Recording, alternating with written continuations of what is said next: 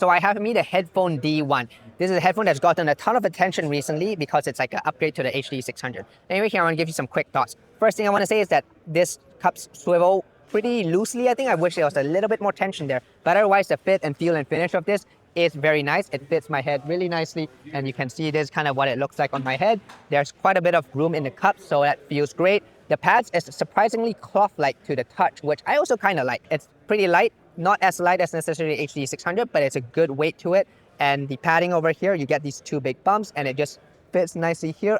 Over time, I do there a slight hot spot, but it's not bad at all. However, I do wish it was fully distributed overall. The way I would describe the mid-range of this is that it's neutral, but it's neutral in its own way. There is a slight interesting camera coloration to it. And the way I describe it is that it's kind of like eating vanilla ice cream, but like when you eat it at a shop that does real vanilla beans, and so you taste that delicious quality to it. And the way I'd say it's where, you know, you listen to familiar songs, but you hear it in a slightly different way. The timbre is just slightly different, and you get a different nuance to the music that I really appreciate. And so that's what I quite like about the mid-range of this headphone. You get that slightly different quality that's just really delectable, right? However, I will say surprisingly, there is a bit of harshness in the treble for me.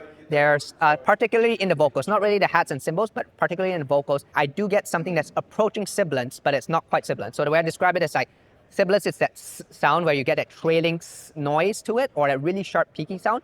For me, it's a little bit more of the harshness in the initial parts of the note. So it's not quite there, but it's almost there, right? And that's really just for vocals. And so I do think it could be smoothened a touch, but it's not like it's overly peaky or overly sharp for me. It's just a little note. Some notes have a bit of extraness to it. The bass is an appreciable bump in the low end. It's not quite to the level of the focal harmonies necessarily in terms of quantity, and the quality for the focal elect still has a bit more dynamism, but this headphone sort of takes both of those qualities and sort of gets you kind of close to that, which I quite like. I do think the bass is pretty good on this. Obviously, you don't get the big sub bass boom and rumble because it is still an open back, but the mid bass presence is still there. I would not call this a bass-like headphone necessarily.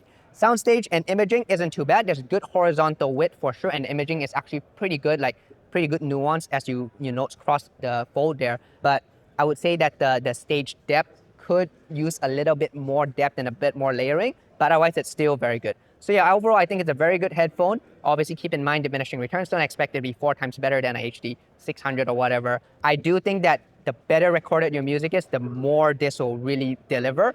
I think that it can be maybe a little bit unforgiving on certain tracks. But anyway, that's the Headphone D1. It's a good headphone. And yeah, check it out.